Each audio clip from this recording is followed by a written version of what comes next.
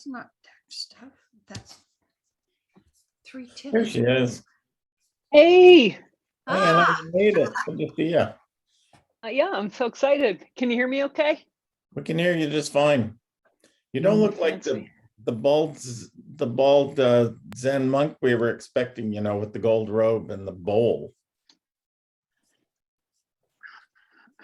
Right? Yeah, I brought my robes and my bowls to a class for high school students the other day. I have a photo here of me with bald head though. Oh, do you really? I can show you. Yeah. Okay. Let's see. I just happened to have one of them. Yeah, so this was so the funny thing is, so I have to give a shout out that your Buddhist class the other day was awesome. You're funny. You're funny. I learned a lot. Actually, Is that because you know too much? no, I'm reading this book. Has anybody read this book? How to Talk About Books You Haven't Read Yet? No. Oh, This, That's really good. where was that when I was in college? Is it like a Cliff Notes or is it something else? I don't know. It's almost like a cliff. It's actually, I don't want to give it away. This may be one of my favorite books ever, but it also is so apropos because I've got like this huge library of Zen books, and Yeah. I can't read any of that stuff. So, but it was interesting. So I learned so much about Buddhism from you, Scott. and and that video with Houston what's Smith. his name? So when he was, I'm sorry, but when he was talking about his experience at the Zen monastery, like that was triggering for me because I Oh. actually went through. You had the same experience? I had a very I'm the bald one there. Oh, On which side? I'm Yeah, this you're I'm the pointing? bald girl. You're the But yeah, bald let's girl. see. Okay. I'm the bald girl there. cool. That was a long time ago. But it was grueling, and everything he said about it was true, waking up at 4 o'clock in the morning and having a rigorous schedule till about 10 at night. And yeah, anyway. Okay. Well, let me just say to everyone that Anna's my friend from Salt Lake City. She was just this wonderful support to the rest of us kind of, vanilla flavored religious types who were part of the mainline denomination. But Anna she'd come to our meetings and then we'd play golf, and she was just great.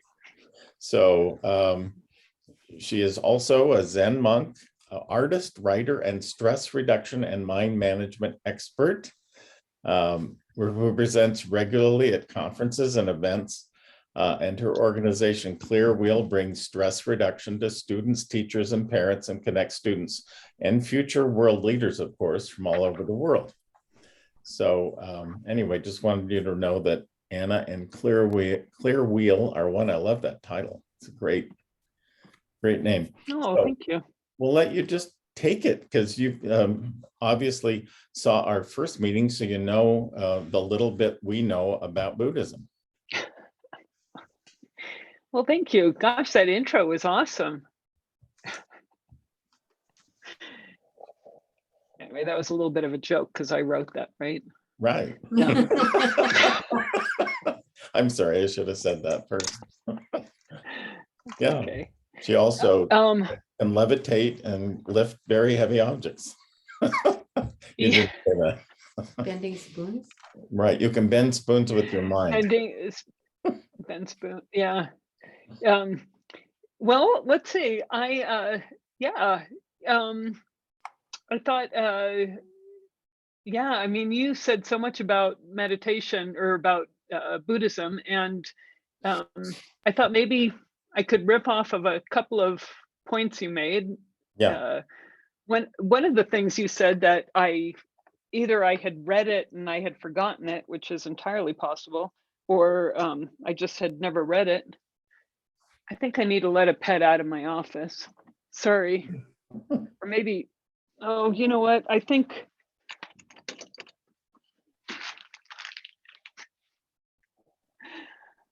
it's like a zoo here. I closed the door. I figured maybe it would give us some, privacy, but one pet wanted to go out and the other one wanted to come in. So, so what you said about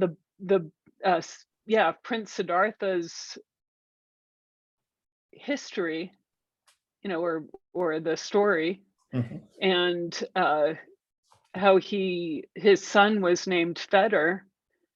I didn't know that, but I've been thinking about it all. You got my mind going all week long on Fetter, and I mean, Fetter just means to care, right? It's about caring, and I thought that was really interesting because that's kind of one of the last things that, yeah, as a Buddhist, you grapple with or work on how to let go. And I thought it was interesting that that was his first step into Buddhism, or Mhm. his path was letting go. And anyway, that gave me a lot of food for thought. But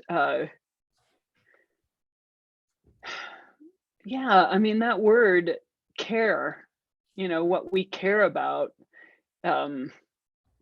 is a huge theme in life. I mean, but in Buddhism, and it's fettering to care, not only for ourselves, what we care about or worry about, but also for the people that we care about, right? I mean, who's fettering who, Sometimes we overcare. Anyway, I thought, Mhm. And Christianity is all about caring, isn't it? I mean, we're totally tied to it. In fact, we're supposed to do it. So it's kind of a different way of approaching the world. and Buddhism too, it's there's a lot of caring, not to Compassion. and compassion. And I mean, that really, to dig in and untangle that, being compassionate, and being compassionate towards others and being compassionate towards yourself. A lot of Buddhists, you mentioned Sangha and different schools of Buddhism, different groups. They interpret things differently. They take it to different extremes. Some are vegetarian, very strictly. I mean, very, very strictly, more strict than I learned the Buddha was. Right. Yeah. Yeah, I understood the Buddha accepted anything that people gave him to eat because the first rule was to be compassionate to those who were supporting him, and that overruled his vegetarianism. I thought how you described that was beautiful. But there are Buddhist groups that are strictly vegetarian and won't eat meat. My background is Zen, and which is a little bit different. You mentioned the middle way, and for some Buddhist groups, some Buddhists, even some Zen people, it's a matter of avoiding the extremes, avoiding and not care. For example, staying on the topic of caring, not to go overboard caring, not to go overboard not caring. The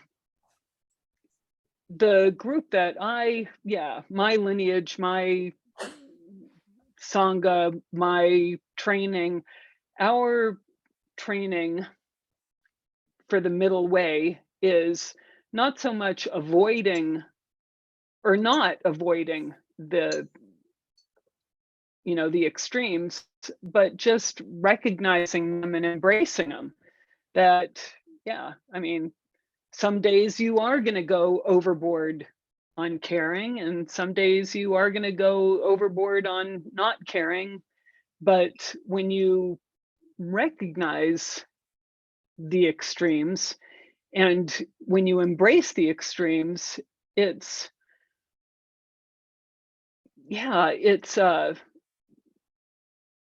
a middle road that is wider. Because I think that most people have had the experience that we have been around the block, and we realize that what we avoid, we actually end up manifesting, right? The more we try to avoid doing something, the more the more chocolate we eat, the more we try to avoid it or whatever. And if you just embrace, I love chocolate, then you acknowledge it and see it and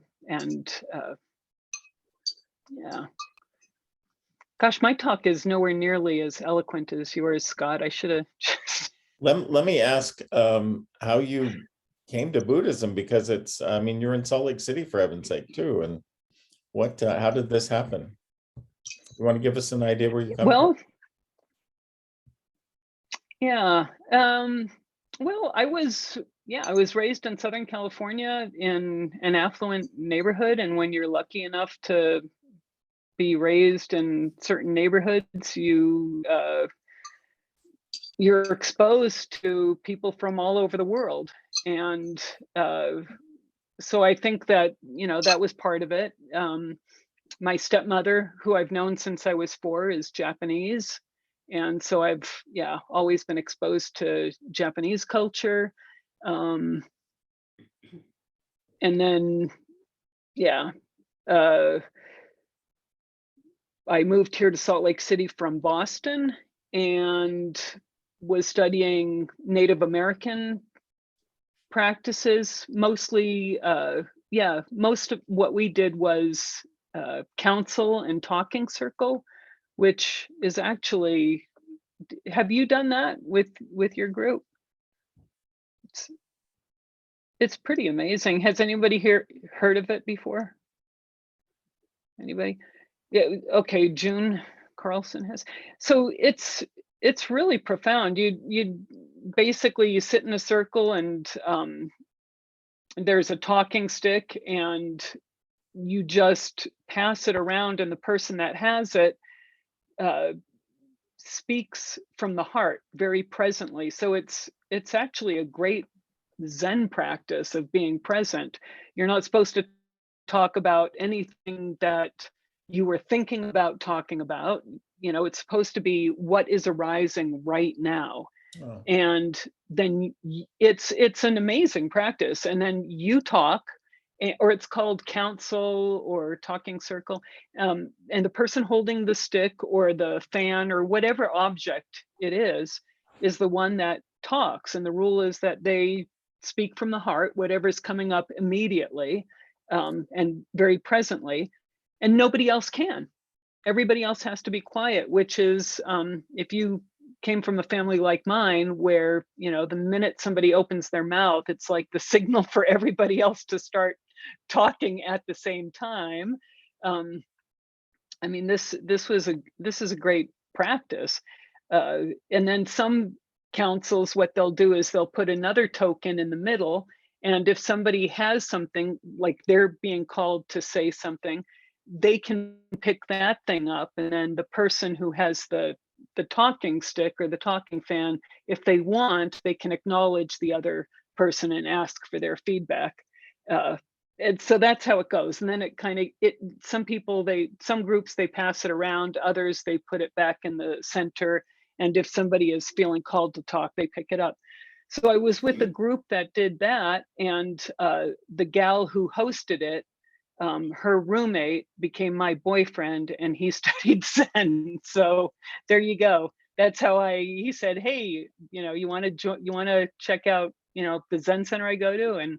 And I said, sure. And walking into a Zendo, which is the room where, people are sitting, and in this case, everybody's sitting on a cushion facing a wall.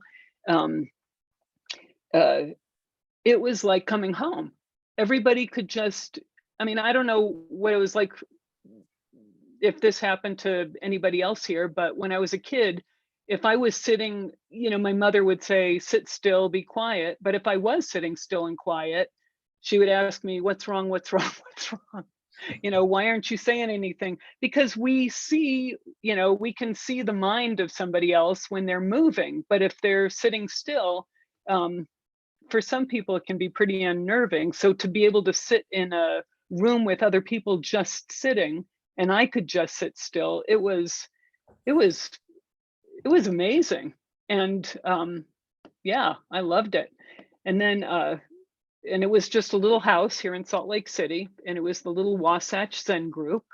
And a couple led the group, and they rented the house, or they bought the house, but they also had other groups. Like there was a Qigong group that would come and do their classes on some days, so they would take turns. And there's a basement apartment, and it became available, and I moved in and rented it out. And so I was down there 24, I was a student at the U, but when the Zen people were upstairs sitting, I could go up and join them. And when the Kundalini people were upstairs, it was a little unnerving, but whatevs, it was okay.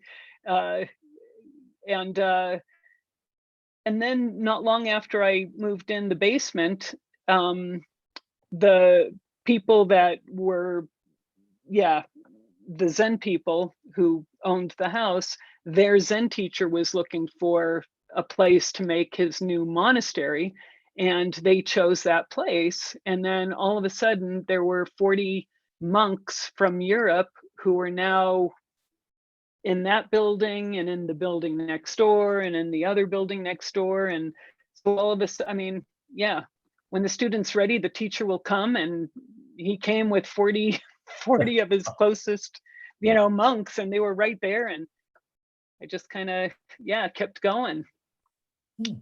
Yeah, but then I had this tie with Japan and my stepmother and family in Japan. So I got to go to Japan, and I got to meet other Zen people. Like this group here, they're not my group. So matter of fact, this their style of Zen was different from the style that I was used to. My style was ZCLA, Zen Center Los Angeles.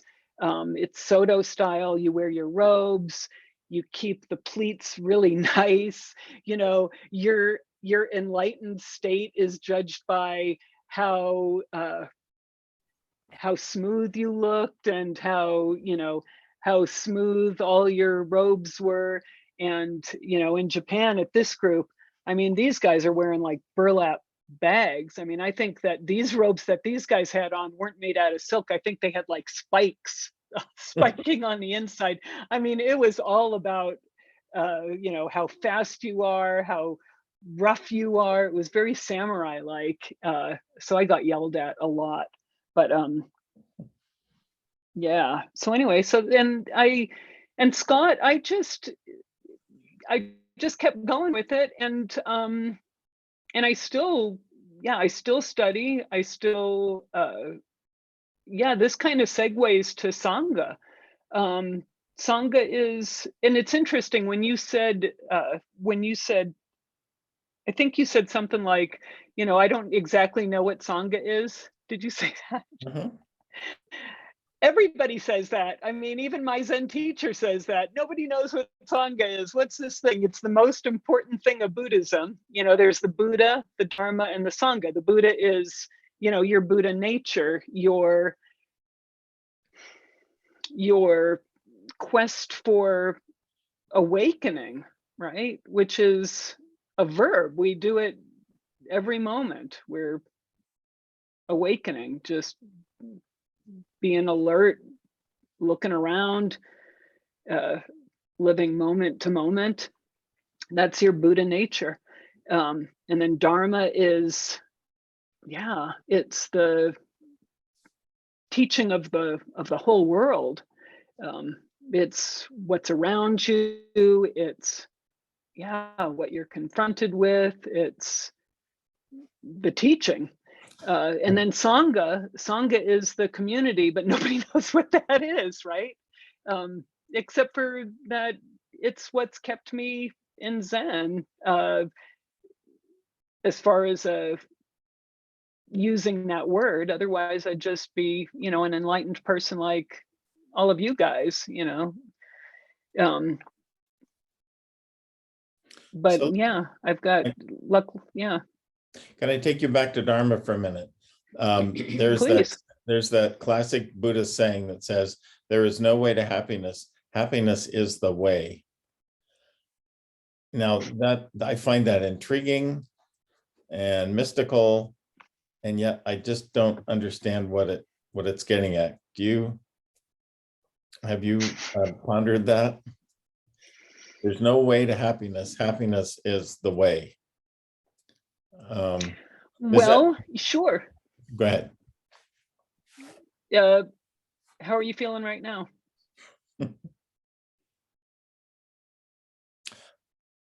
Very kind of serene. That's good. I mean, that's another word for happy, I think.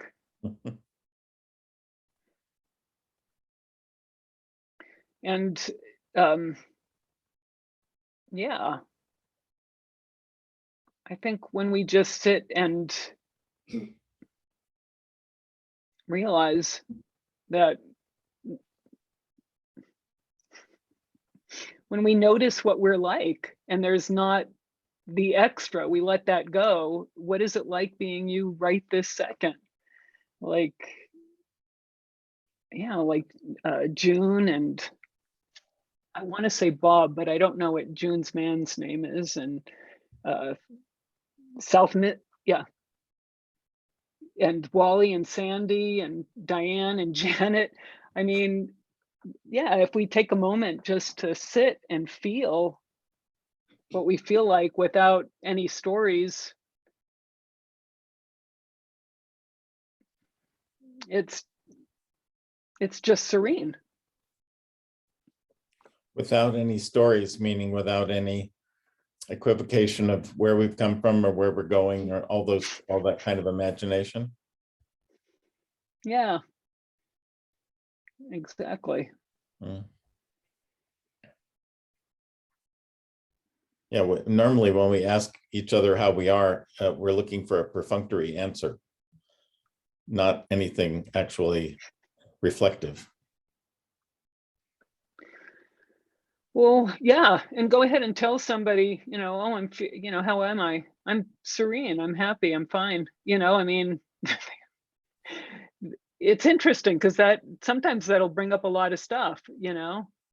Sometimes it'll bring up, oh yeah, I can do that too. I can feel that way. Sometimes it'll bring up, yeah, their stories, how they're supposed to reply to that.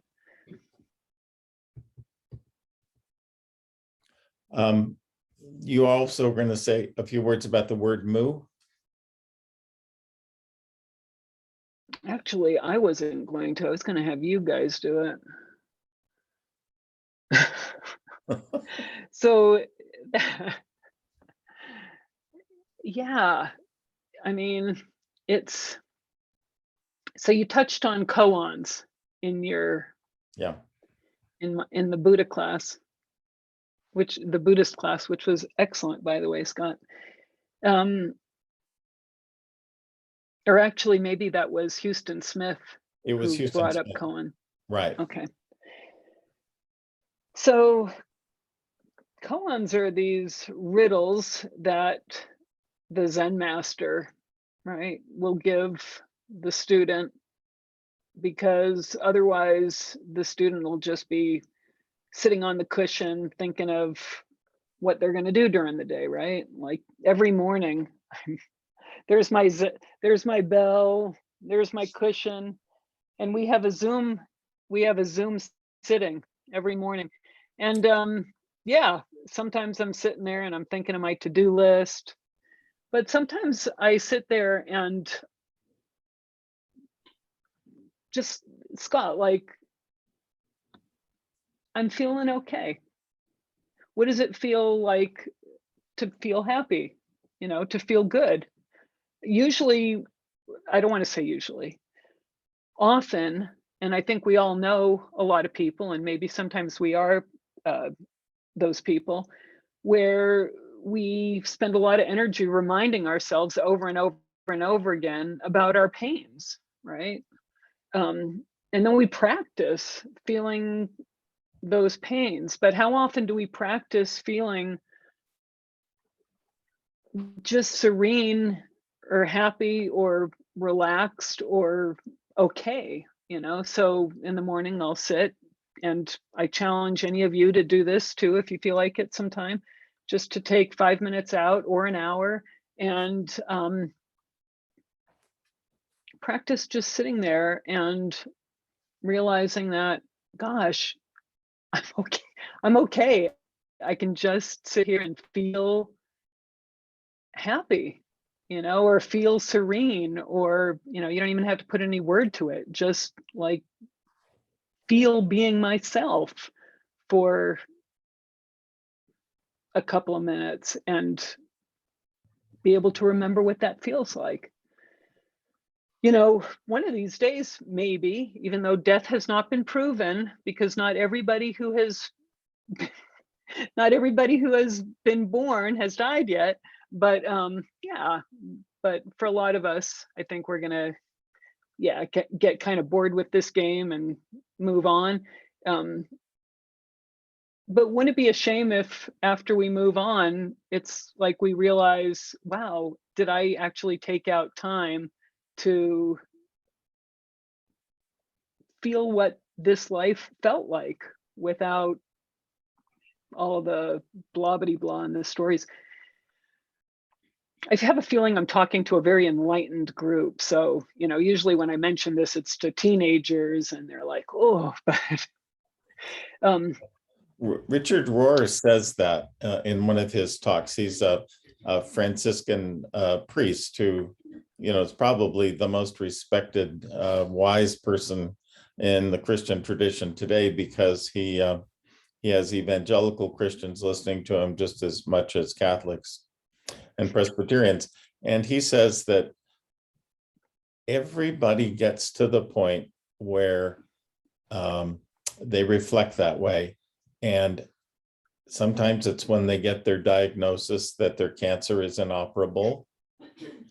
And sometimes it's when the doctor signs the certificate that says you're now on hospice care. And some of them, it's just 10 minutes before they die. But he says that just pretty much everybody gets to the place you're talking about there. The idea of Buddhism seems to me to be that, and mystical Christianity, is we get to it before the end. Yeah. What about having it as a practice before we get to the end? So, yeah, so there's that. But sometimes the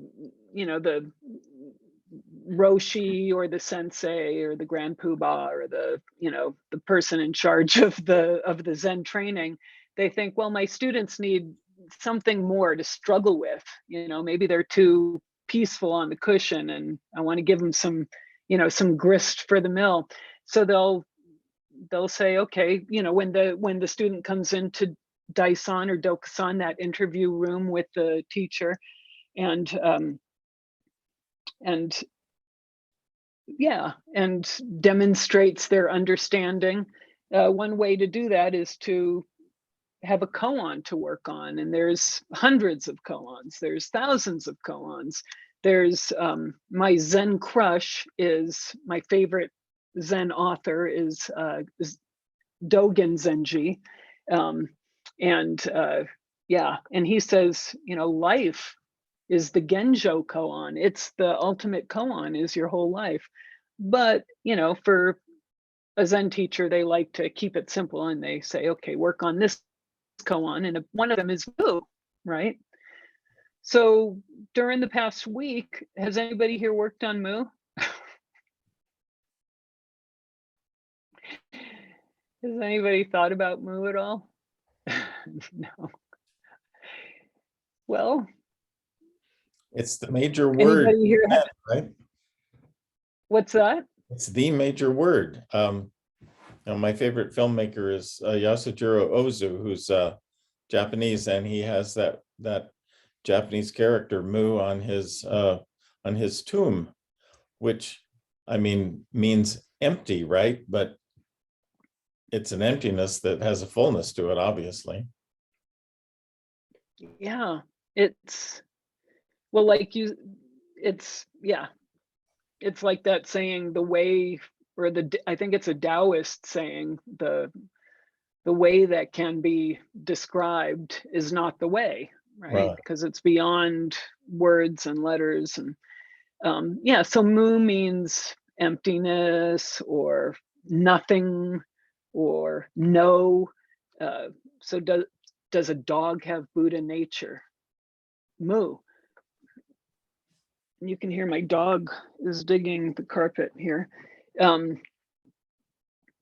Which is the same as asking, do each of us have Buddha nature, right? And it's the same answer, right? Mu. So I thought it would be fun if we sat as Mu for a minute. Is everybody ready? Awesome. Okay. So, yeah, you're here right now. We're going to play a little game. Maybe you've played it when you were a little kid. Kind of like make believe, and you pretend that you're somebody else or something else. Gosh, for some reason we stop doing that when we become adults, right? It's like we're not supposed to pretend or imagine. So go ahead, and the first thing is just to feel. Did you already do this, Scott? Okay, I don't want to repeat you because you probably did it better than I'll do it. Yeah. So a lot of times people like me fall into Zen and Buddhism is because, yeah, we just want some peace in our life. Well, one first step for peace is just to feel balanced. So you can sit in your chair, if you're sitting in a chair, and just notice if you're leaning one way or the other. I mean, it's amazing. Sometimes when I'm sitting, even now that I'm an expert, right? I notice, gosh, I'm leaning one way or the other. And when we're leaning one way or the other, our muscles are trying to prop us up, like that like how you guys know that airplanes, right? Even though it's pointed from point A to point B, rarely is it actually really pointed. It's always making corrections. Same with your body, right? So just take a moment to notice if there's any tension, if you're leaning one way or the other. because we've got this, this skeletal system that's made of minerals, made of bone, made of stone. It's very supportive. And when we let it be balanced, then our muscles can relax. And when our muscles don't have to keep us upright, when our muscles don't have to talk back and forth to each other, our nerves can relax, especially that big nerve between the ears can relax. And go ahead and close your eyes. When we close our eyes, we actually cut out 80 to 90% of our to-do list. Everything going on around us, scanning the environment, we can just have all that energy inwards. Good. And just notice what your breathing's like. And there's no right or wrong way to breathe. I know that a lot of meditation classes or stress reduction classes will tell you to breathe this way or the other way, but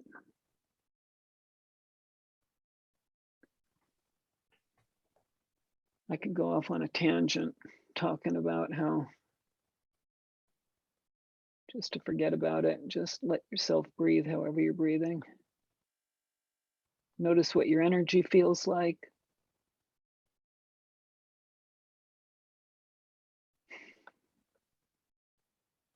Good. Notice what the top of your head feels like.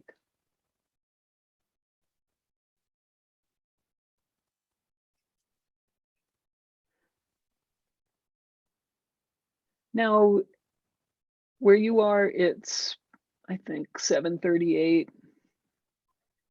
in the evening. You've had a whole day. You've done a lot of different things. And right now,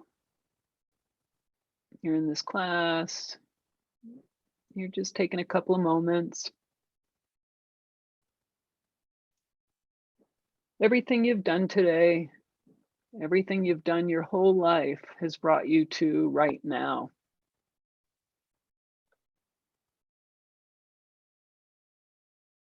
So everything has brought you right here, right now.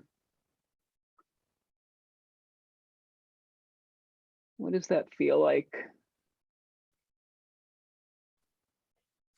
What does your energy feel like?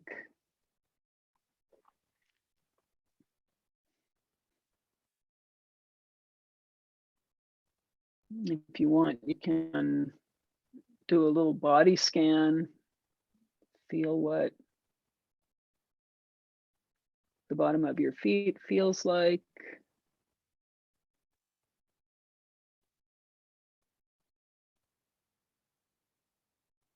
Notice how, just by sitting still and letting yourself relax, how heavy and warm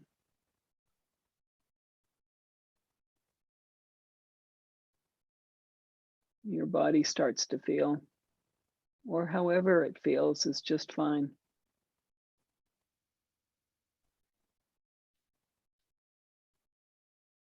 Maybe you're hearing sounds.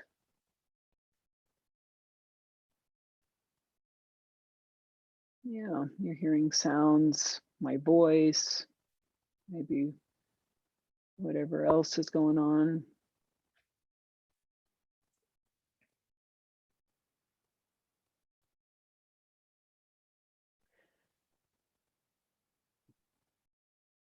And I like to have people, and I'll ask you just for a moment, just to feel what your energy feels like, because that's, yeah.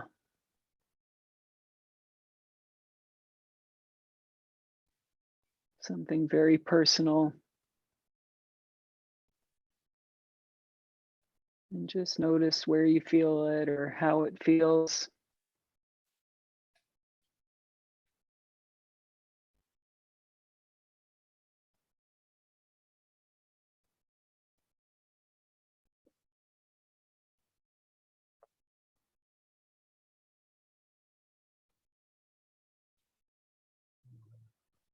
So I'm going to ask to let me speak to Mu. MU.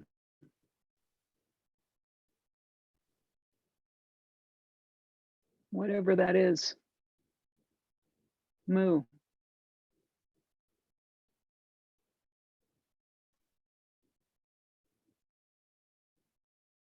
When I ask to speak to Mu, that is going to be you.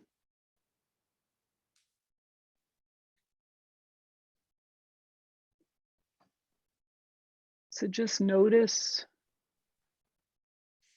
what that's like, and you probably have no idea what it's like, which will be perfect and is perfect.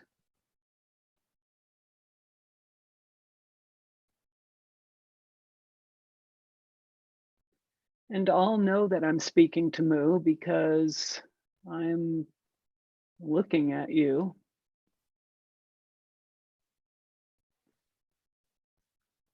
And I'm going to be speaking to Mu. And all you'll have to do is just notice what it's like for you. Isn't that silly and fun? I'm going to ask to speak to Mu. And when I ask to speak to Mu, just nod your head as Mu. Does everybody have that? Just nod your head if you understand what we're doing. Okay, good. You all get an A+.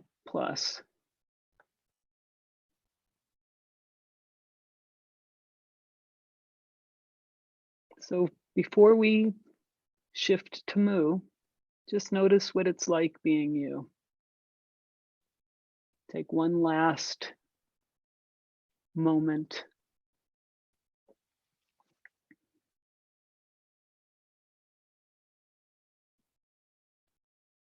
to notice what it's like, how precious it is, how beautiful it is, how delicious it is to be you right now. Having this life.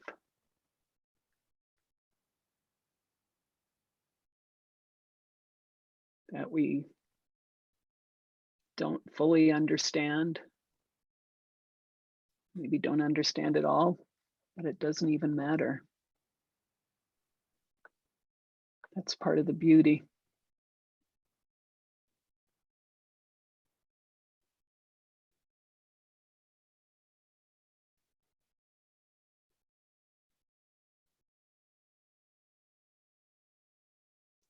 In a moment, I'm going to ask to speak to Mu, and that will be you.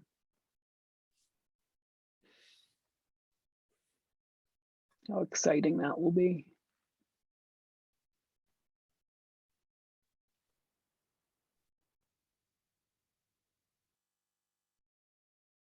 What is it like before being Mu?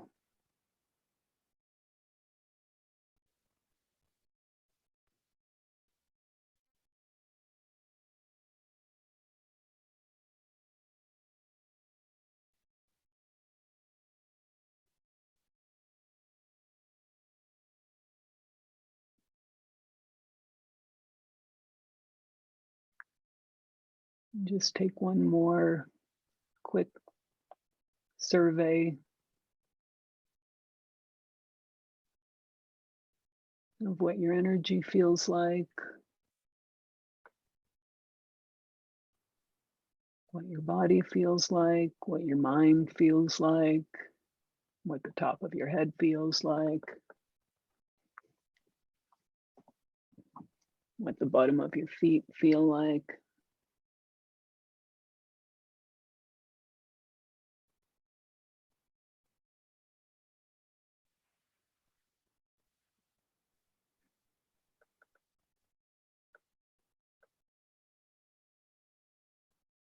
And now,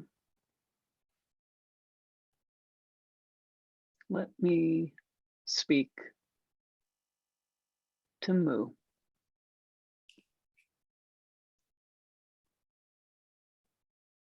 And that is you.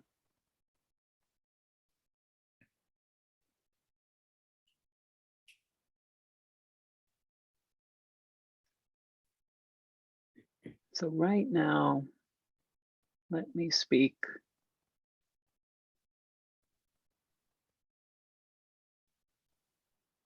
to this amazing mystery, this koan of Mu. And go ahead and nod your head in recognition that I am speaking to you. Good.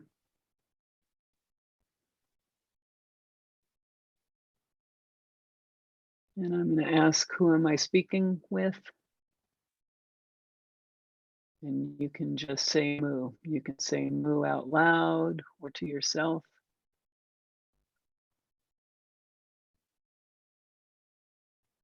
But right now, I am speaking to Mu. So with whom am I speaking? Mu. That is you.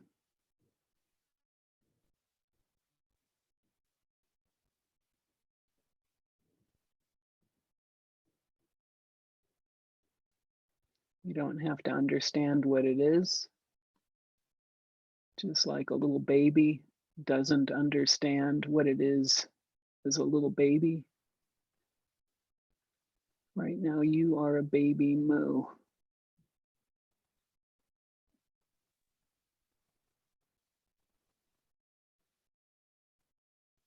So with whom am I speaking? Mu. Good.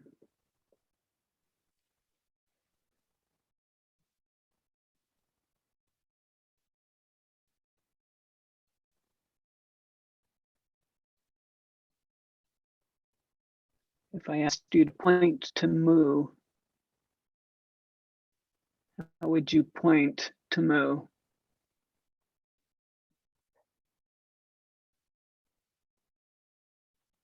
Good. Go ahead and point to Mu.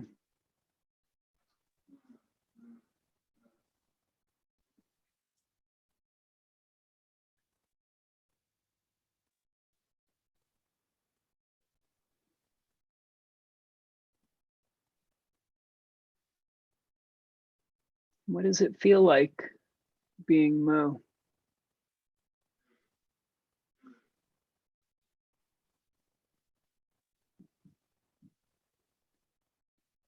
Is there any beginning? Was there a beginning to Mu? When did Mu begin?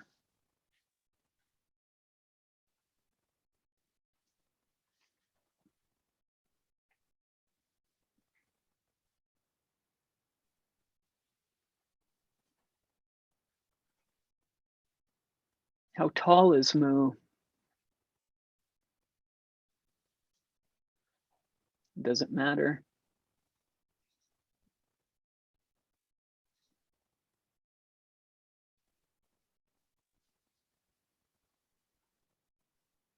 How much does Mu weigh?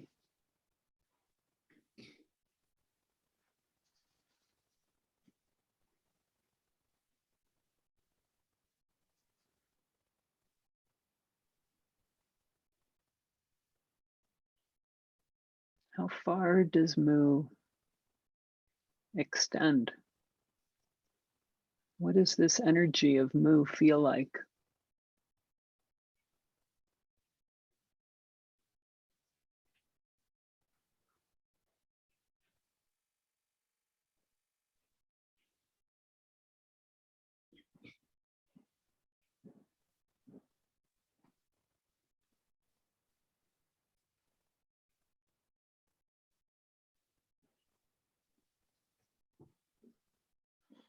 Take a moment to bookmark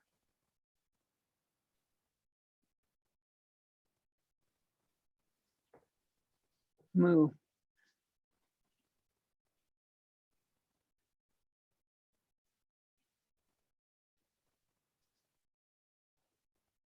To make a little memory.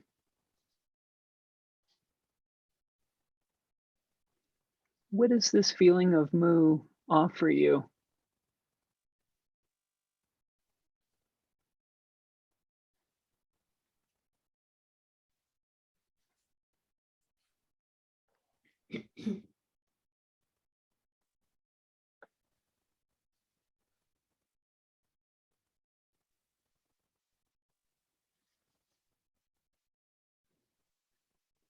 Why do you think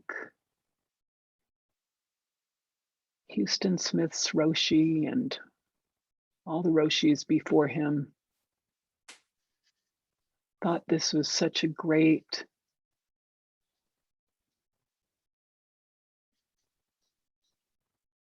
experience?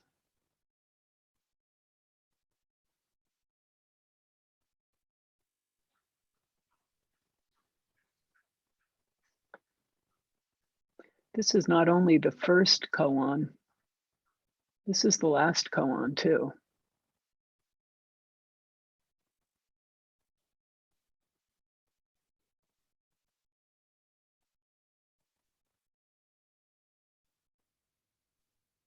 As mu, you understand why that is, don't you?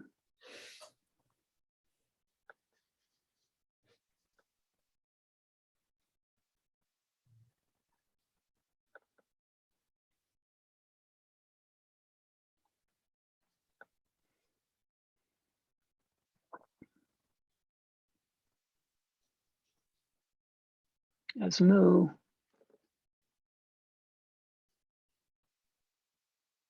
you know that this experience is always with you.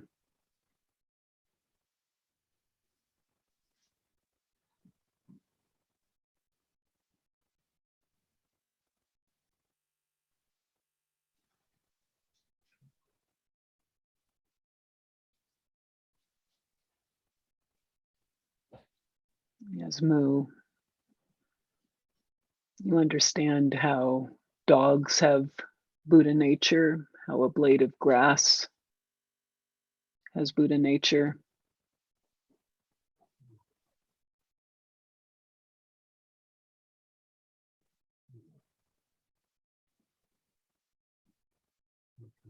Because it's just this.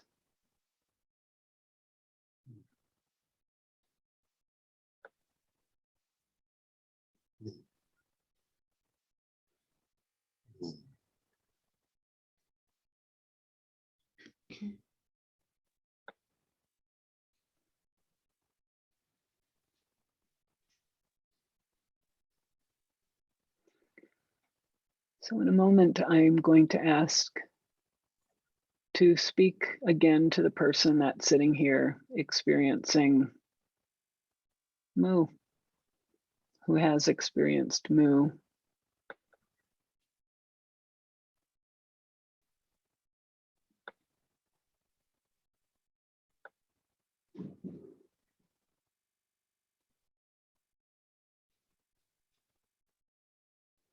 And in a minute, I'm going to ask you to open your eyes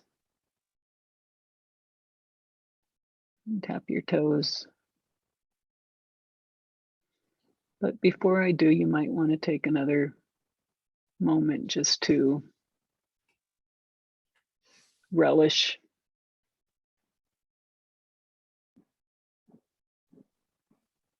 Moo.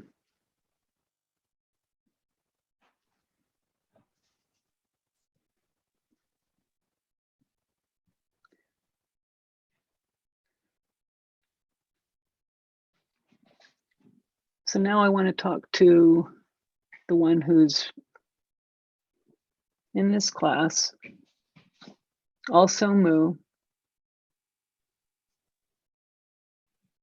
relaxed and happy.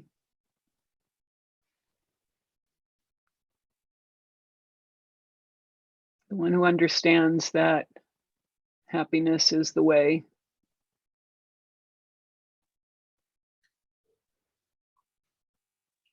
Feeling the bottom of your feet and the top of your head.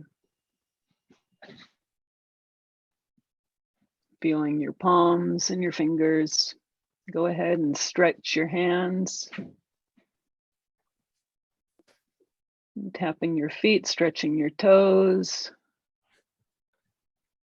Feeling the top of your head, rolling your shoulders, stretching your neck, your arms and your legs. Go ahead and slowly opening your eyes like you just had a nice nap. Give yourself a nice big stretch. And a yawn if you want.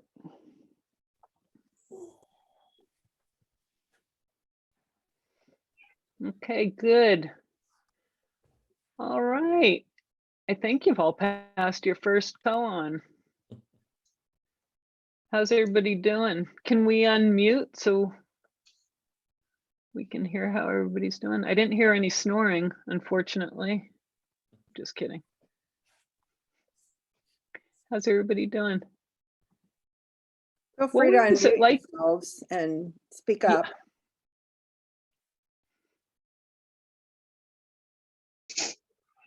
And tell me if you're stuck in moo. We have a special technique that we can do. Just kidding. How's everybody doing? Was that interesting or weird or boring or what? Relaxing, refreshing. Relaxing and refreshing? Who said that? Andy? No, Doug, you got more people on here Doug? than you think, yeah. Oh, okay. Awesome. I love that. So relaxing and refreshing. So moo is relaxing and refreshing? That's what I found. I found it calming.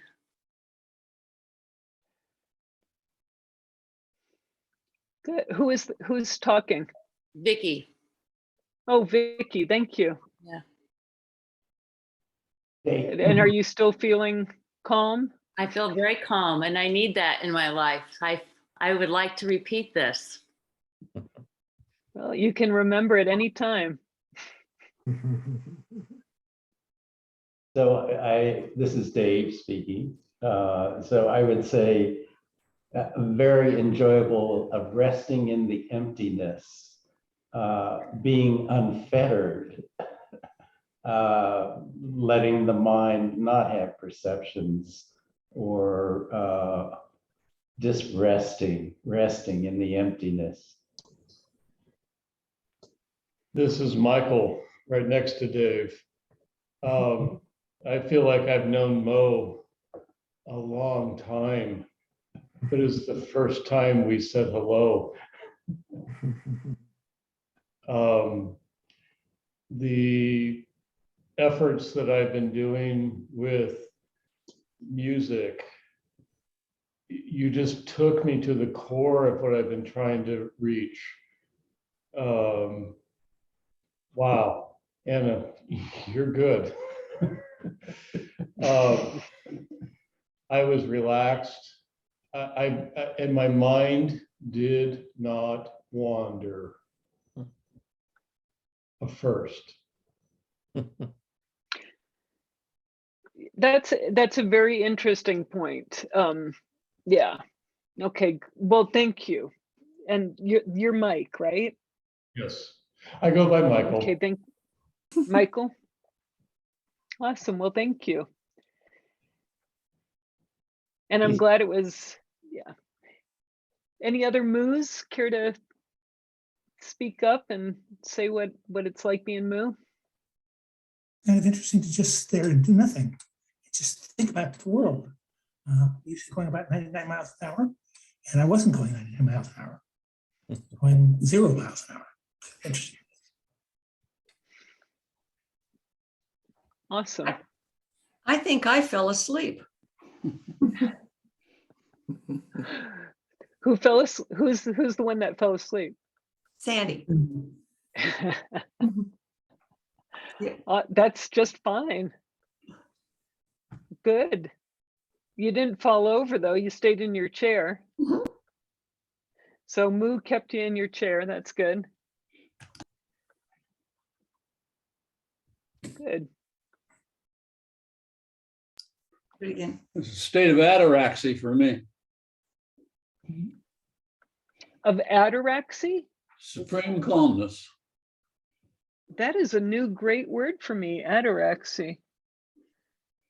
Stoicism. Supreme great calmness. That What's comes that? That comes from Stoicism.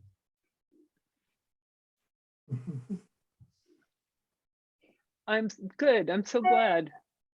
Yeah, Moo is very calm and clear.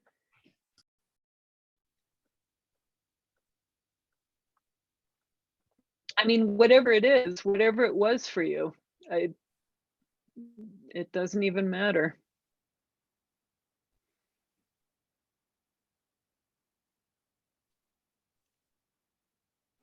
I'm glad we recorded this.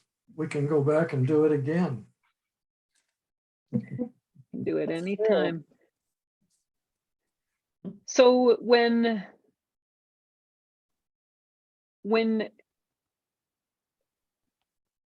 you experience the koan, does a dog have Buddha nature? Who are they talking about? Who is the question really focused on? Who has Buddha nature?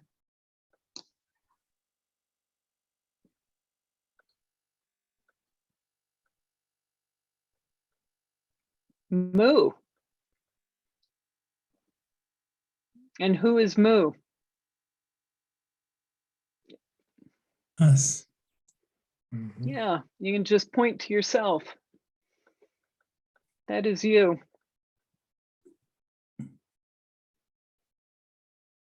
So when Houston Smith does his koan practice, it's whatever the koan is, whether it's moo or the sound of one hand or whatever, it's just the opportunity to sit and not experience it up here, but just sit and experience it in your body. And you all have passed your first koan of Moo, which is, yeah, Anna, a great meditation practice. Yeah. spell Kohan. K-O-A-N. Koan. Thank you.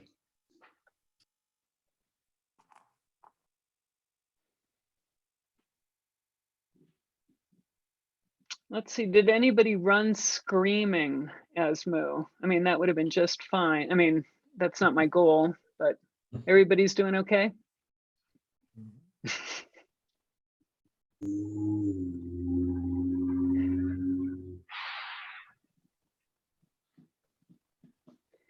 Hey, Scott, are you still there? I sure am. Yeah. Anna, have you done long silent retreats, Zen retreats? Yeah. I mean, yeah, well, there's week-long retreats, and then sometimes there's ongos, which can be like 3 months long, and they involve several sessions, several week retreats. Yeah, and those can be, 3 months long at a time, and then you can take a break and you can come back and do another one. Yeah. Have you found You can out those sit to as be well. meaningful? Well, it's so right now, like tonight, especially for those of you who found, this short exercise very deeply relaxing. When you do it several days in a row, well, and even one day, we would do it like Houston Smith said, in the morning, then in the afternoon, just like many times during the day. And then you do that, 5 days in a row. And then, maybe you take a day off, which isn't really a day off, and you do that for months. You get in a rhythm, and it's practice. I mean, it's deeply relaxing because you're practicing it. But a lot of us during our day-to-day life, we practice trying to make deadlines, trying to, put out fires, trying to, I had to deal with a plumber today, and we're dealing with a lot of stuff that is coming from us from at all different directions, and that tends to throw us off balance. But when we have any kind of routine, it can be very relaxing. And plus we train ourselves, just like when we train ourselves to do anything, we can train ourselves to be focused, to be more relaxed, to at least take, some time out during our days. And that's another part about Sangha is when it's in that monastery setting, everybody has their role and, they do their jobs. So you don't have to do other things. And it's probably like a Christian monastery too. Everybody has their role, everybody has their task. It can be it's extremely relaxing and supportive, and you're with people, so there's drama every once in a while, but for the most part, it's an amazing experience. Scott, did you study at a monastery? No, not at all. Never. No, except you went to the Trappist monastery. I've been to a Trappist monastery a few times, yeah. So I've enjoyed the quiet there and the prayerfulness there, yeah. But never anything as sustained as what we're talking about. I like kibitz with the monks too much. Say that again. I enjoyed kibitzing with the monks too much. I bet they loved that too. Mm-hmm. Anna, do you find that there are some people who cannot clear their minds and really hone in on that quiet space? Well, I know that a lot of people don't think they can. And when I was, that's one of the reasons too why Zen has been so beneficial to me is I am one of those people who I couldn't stop my mind. When I was a teenager, I remember begging my mother, send me to a doctor or whatever. I'm sure I need medication or something, because my mind was just continuously going. I never could stop it. So with practice, yes, you can get to that clear place. But even if you only do it for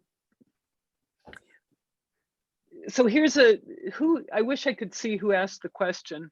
I mean, I Right love here. Zoom, but Doug Eddy. okay. If you're on gallery, you can probably see him. Yeah. Oh, I should just do the gallery thing. Oh, duh. Okay. Why didn't I think of that? You're too relaxed. Yeah. What's that? You're too relaxed.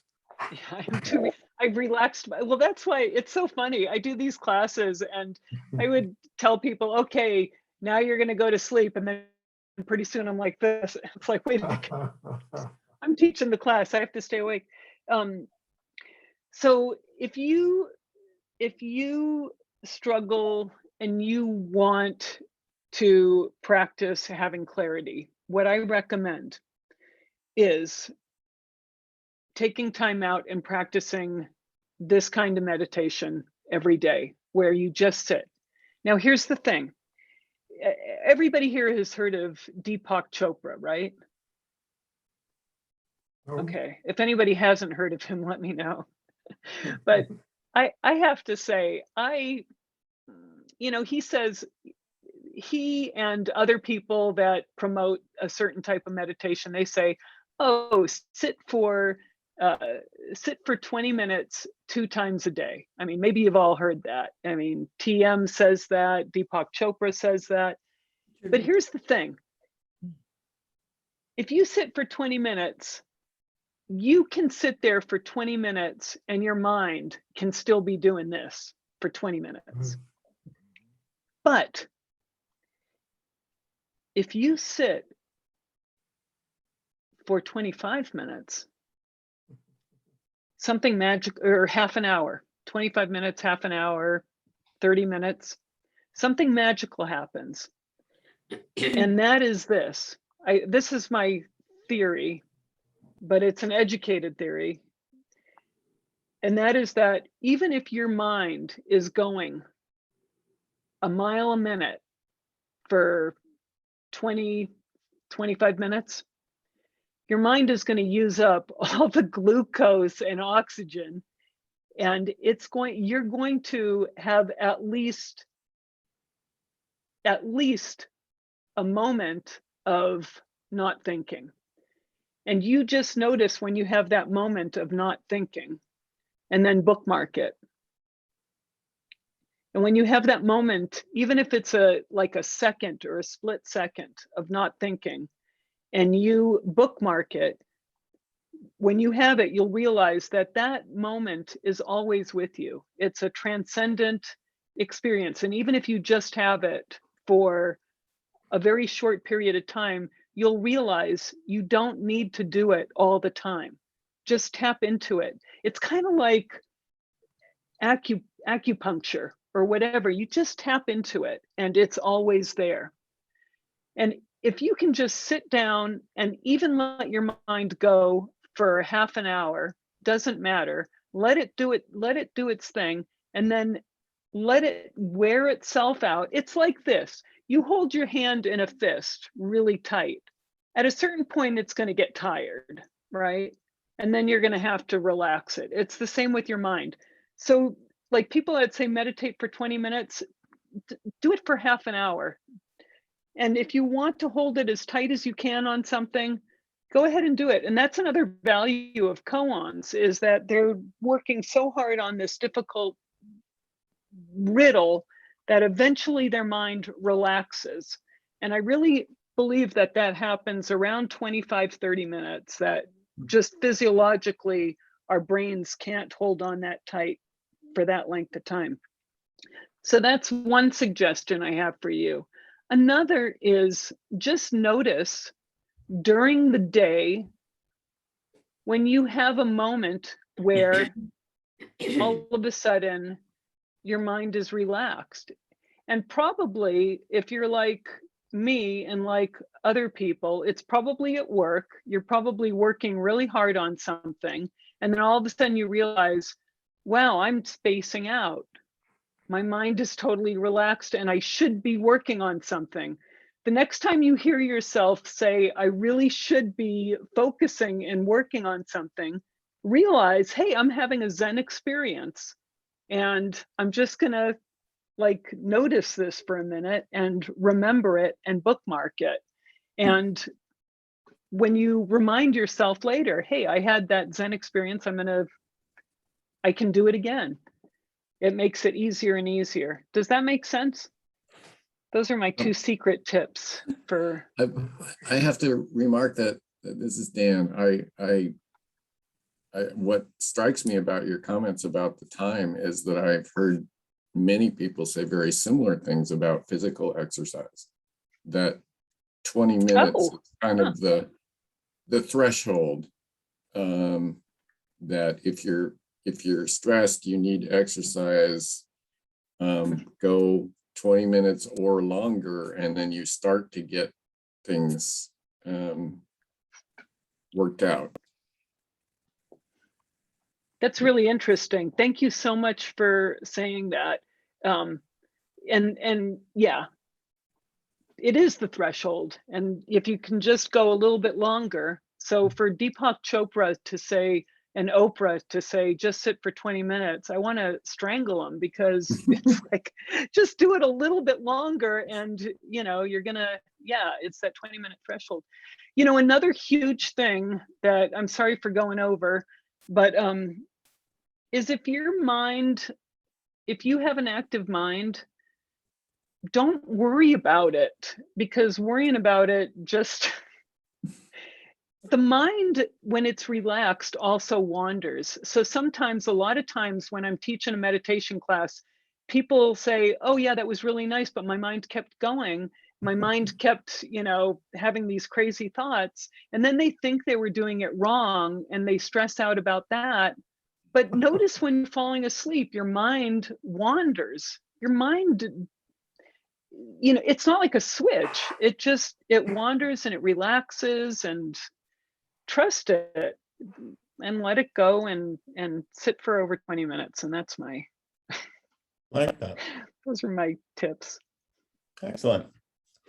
I should jump in then and thank you very much for giving us something that we couldn't give each other, because we needed someone who is comfortable with silence. I'm not. I fill it with words all the time, so I'm just so glad. And I did have a sense that this was going to be a real full time. So thank you so much for being willing to sit with those of us you haven't even seen before. So that's just wonderful. Lucky me to be. Well, it's an honor. As I am. Yeah, it's wonderful. Next week, we've got Taoism. So know that we'll have 2 more weeks on Taoism, and we'll continue the journey in the Asian world. And hopefully we'll, I bet this is going to be the class, though, that everyone remembers. How's that? I think I'll remember all of them. I love the variety. Great. This was very wonderful. Thank you so much. And thanks for letting us be a circle today. Anna, you're great. Thanks to all of you. It was so lovely to meet you all. It's so weird. You all feel like so familiar to me. Are you guys, you're not in Salt Lake, right? No. It's weird. It's like No. everybody I see, it's like, okay, I know you from somewhere. Well, thank you so much. I'll live in Zoom land. There we are. Okay, blessings on everyone, and see y'all next week. And Anna, we'll chat soon. Okay. Thank you, Anna. Sounds great. Thank you, Ed. Thank you. Bye bye. I'll get the recording up tomorrow. Okay, that's great. Appreciate that so much. Take care, everyone. Bye bye. Thank you.